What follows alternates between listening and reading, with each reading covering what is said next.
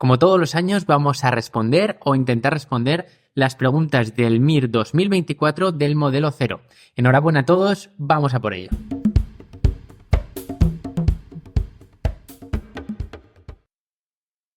Hola a todos, lo primero, enhorabuena por el examen, seguro que lo habéis hecho fenomenal, ya está conseguido, ahora a descansar, pero bueno, para los que tenéis siempre la inquietud de cuáles son las respuestas correctas, si queréis corregir el examen o para los que lo vais a corregir después, vamos a intentar responder las preguntas.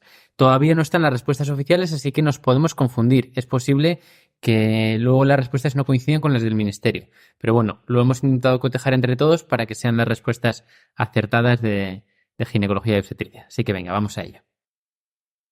Bien, la pregunta 4 es una pregunta de dermatología, pero que cualquier ginecólogo tiene que ser capaz de contestar.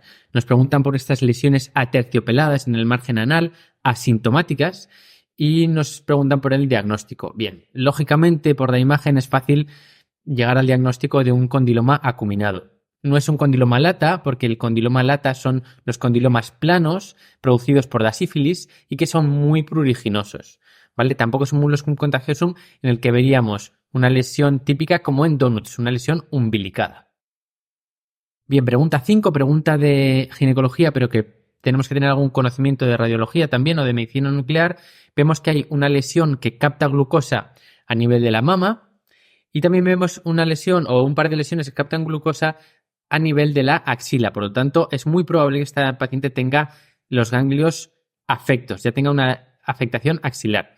Por lo tanto, las respuestas 1 y 2 no son correctas porque si ya hay afectación axilar, una sospecha alta de lesión axilar, no merece la pena hacer la técnica del ganglio centinela. La técnica del ganglio centinela la utilizamos cuando a nivel radiológico y a nivel clínico no somos capaces de detectar una lesión axilar. Y para descartar que el tumor haya migrado ya a la axila será cuando hagamos la técnica del ganglio centinela.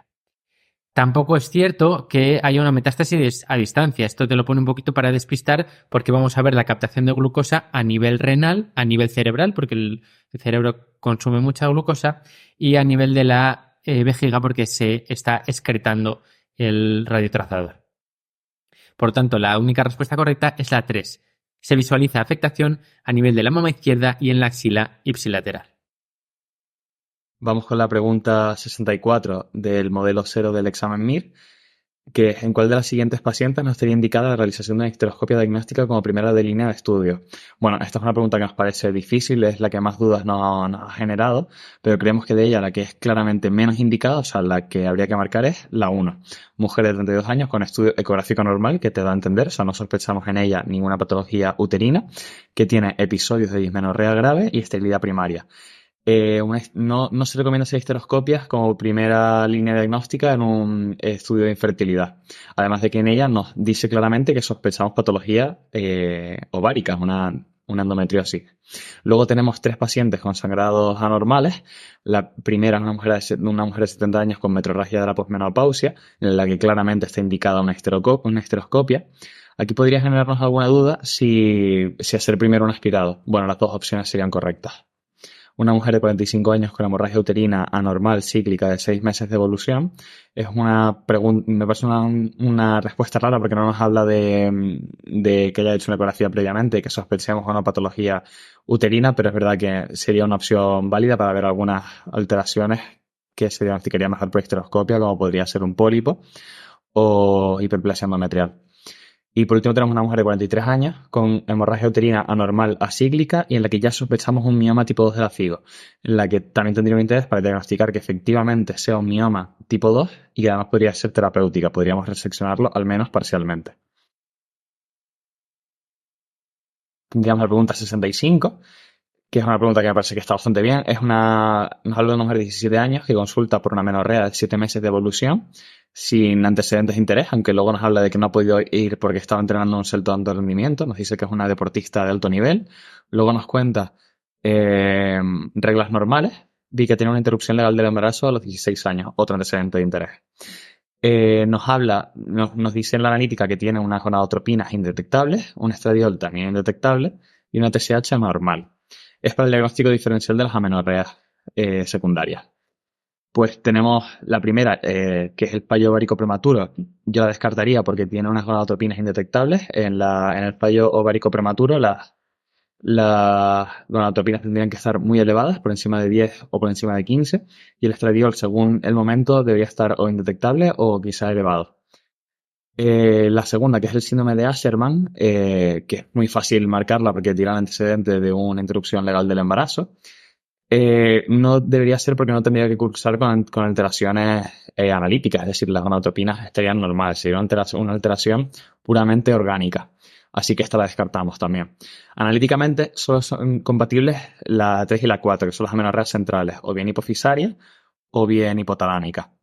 De entre las dos, la amenorrea central hipofisaria no podría ser o no debería ser porque nos hablarían de un antecedente de sangrado agudo. Normalmente hubo una hemorragia posparto, que es el clásico cuadro clínico con el que se relaciona el síndrome de Sheehan. Y por último, la amenorrea central hipotalámica funcional, que es la respuesta correcta, efectivamente es la que más cuadra, porque uno de los principales factores de riesgo es ser deportista de alto rendimiento. Y efectivamente había que hacer una resonancia magnética para descartar otras patologías, porque es un diagnóstico de exclusión. En cuanto a la pregunta 66, nos cuentan un caso clínico de una paciente a la que incidentalmente en la ECO 20 le diagnostican un mioma en el útero y nos pregunta sobre qué tienen que ver los miomas en el embarazo, ¿no? ¿Qué alteraciones nos pueden dar? ¿Cuál no es una de ellas? Es una pregunta negativa. Em, la que no puede ser es la 3, progresión al leiomyosarcoma. La necrosis y degeneración de los miomas es una complicación frecuente en el embarazo que da generalmente dolor abdominal agudo.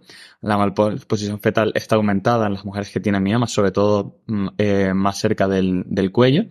Es frecuente que tengan alteraciones de la presentación. Y el parto pretérmino también está relacionado con la presencia de miomas y también abortos de primer trimestre. Por último, la que no podría ser, no está descrito que haya una mayor posibilidad de malignización al leiomyosarcoma por estar en el embarazo. Es verdad que nos dan el distractor de que ha aumentado respecto a las ecografías previas, que nos hace querer dudar de la número 3, pero es verdad que es un signo que en general en cualquier mujer es mal predictor, tiene un bajo valor predictivo de malignización. Bueno, en la pregunta 67 lo que realmente quieren es que nos sepamos la clasificación de los miomas, la clasificación de la FIGO.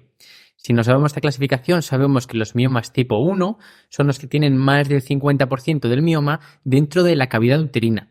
Y por lo tanto no lo vamos a poder quitar por la paroscopia, porque no vamos a conseguir llegar a la cavidad uterina, lo vamos a tener que quitar por histeroscopia. Por lo tanto, la respuesta correcta es la respuesta 2. Darle análogos a esta paciente tan joven no tiene sentido porque le vamos a provocar una menopausia. Y por supuesto que los sangrados pueden estar producidos por el mioma, efectivamente, porque al ser un mioma tipo 1 y estar dentro de la cavidad endometrial, sí que pueden producir sangrados uterinos abundantes. Esta pregunta nos plantea un caso clínico de una embarazada de 16 semanas que tiene un antecedente de parto prematuro en semana 33 y una cervicometría en la ecografía de 28 milímetros y nos está preguntando por cuál sería la medida más eficaz para la prevención de un segundo parto pretérmino. Bien, nos plantea 4 opciones. La primera de ellas la podemos descartar rápidamente, puesto que la antibioterapia en este caso no estaría indicada, ya que no estamos evaluando ningún factor infeccioso. Además, el nifedipino, aunque es un tocolítico, no tendría indicación en este caso. También podemos descartar rápidamente la opción del cerclaje cervical, puesto que este es el tratamiento para la incompetencia cervical y aquí estamos hablando de prevención del parto pretérmino. Por tanto, tendríamos que elegir entre el pesario y la progesterona, dos opciones que clásicamente se han utilizado para la prevención del parto pretérmino. Y claramente la opción de elección sería la de la progesterona, que en muchos estudios ha demostrado ser mucho más eficaz que el pesario. Por tanto, sin lugar a dudas, la respuesta correcta en esta pregunta sería la progesterona para prevención del parto pretérmino. Esta pregunta nos está planteando el caso clínico de una mujer con 2 años de esterilidad primaria y nos comenta que tiene clínica de dismenorrea, disquecia y dispareunia, es decir, dolor con la regla, dolor con la deposición y dolor con las relaciones sexuales. Dolor e infertilidad o esterilidad son dos características fundamentales de una enfermedad llamada endometriosis que todos conocemos. Así que casi sin leer las respuestas, la sospecha clínica nos lleva claramente a una endometriosis y es la opción que debemos marcar en esta pregunta. Luego, la pregunta 70 nos hablan de una puérpera de 32 años con un parto utóxico hace 2 meses, que tiene la lactancia materna correctamente instaurada y que presenta dolor, enrojecimiento y calor en una mama, además de fiebre. Es que es el cuadro clínico clásico de la mastitis puerperal. ¿Cuál de las siguientes es más apropiada? Bueno, es una pregunta claramente didáctica, la que nos quiere que no marquemos ni la 1 ni la 3, es decir, darnos a entender que la mastitis no es una contraindicación para la lactancia y en ningún caso tendríamos que suspenderla por esto. Entonces nos quedaríamos con la 2 y la 4, es decir, si daríamos antibioterapia oral o antibioterapia tópica. Claramente sería la 2. La terapia para la mastitis puerperal es la antibioterapia oral, junto con el vaciado adecuado de la mama, y también podrían decirnos que pusiéramos AINES para mejorar la inflamación. La antibioterapia oral con la lactancia es segura y clásicamente daríamos de primera elección cloxacilina, o podríamos tratar también con cefalosporinas de primera generación o aumentine o amoxicilina clavulánico. Por último, también decir de la primera que utilizar solamente probióticos no sería una opción de primera intención. Esta es una pregunta característica de metrorragia del tercer trimestre, en la que básicamente tenemos que hacer un diagnóstico diferencial. En estas preguntas siempre nos van a preguntar para que hagamos un diagnóstico diferencial entre rotura uterina, desprendimiento de placenta, placenta previa y vasa previa. El caso concreto que nos atañe es una embarazada de 37 semanas, fumadora y con un antecedente de cesárea anterior. Ojo, porque yo creo que en este caso el antecedente de cesárea anterior es un distractor. Bien, porque nos está planteando un caso clínico sin repercusión fetal, con sangrado brillante, abundante y en el que no hay otra sintomatología asociada. Y esta es la clave de la pregunta. ¿Por qué? Porque el desprendimiento de placenta se caracteriza por, aparte de por obviamente un registro cardiotocográfico ominoso, ¿no? Un sufrimiento fetal inmediato muy agudo y muy severo, también se asocia a un dolor importante, un dolor muy llamativo. Igual que la rotura uterina. La rotura uterina, aparte de que tendría una dinámica uterina, ¿no? Que es la que ocasiona la rotura de esa cicatriz uterina por la cesárea anterior, se caracterizaría por un gran dolor. Por tanto, en este caso, la opción que elegiríamos sería la placenta previa, que se asocia tanto a la presencia de antecedente de cesárea anterior como al hábito tabáquico. Y esta pregunta lo que pretende es evaluar si tenemos un conocimiento de la clasificación ecográfica del CIR, del crecimiento intrauterino restringido. Y ya sabéis que existe una clasificación clásica muy desfasada en la que hablábamos de un CIR simétrico y un CIR asimétrico, que hoy en día no tiene gran utilidad clínica. Hoy hablamos de una clasificación ecográfica, que es la que es generalmente conocida y aplicada según todos los protocolos y en todos los centros. Esta clasificación nos evalúa el CIR en función de sus características vasculares, fundamentalmente. El caso que nos atañe nos plantea una embarazada de 29 semanas en la que tenemos un percentil tipo 1, con lo cual descartamos el feto pequeño para edad gestacional, que tendría siempre un percentil mayor al 3 y un Doppler normal. Y además nos habla de que tiene un flujo reverso en la arteria umbilical. Sabemos que en el CIR tipo 1 el flujo no es reverso, tampoco en el CIR tipo 2, en el que tendríamos un flujo ausente. El flujo reverso es característico del CIR tipo 3, con lo cual ya tendríamos la opción, y el manejo adecuado, tal y como señala esta opción, sería la finalización de la gestación en semana 30.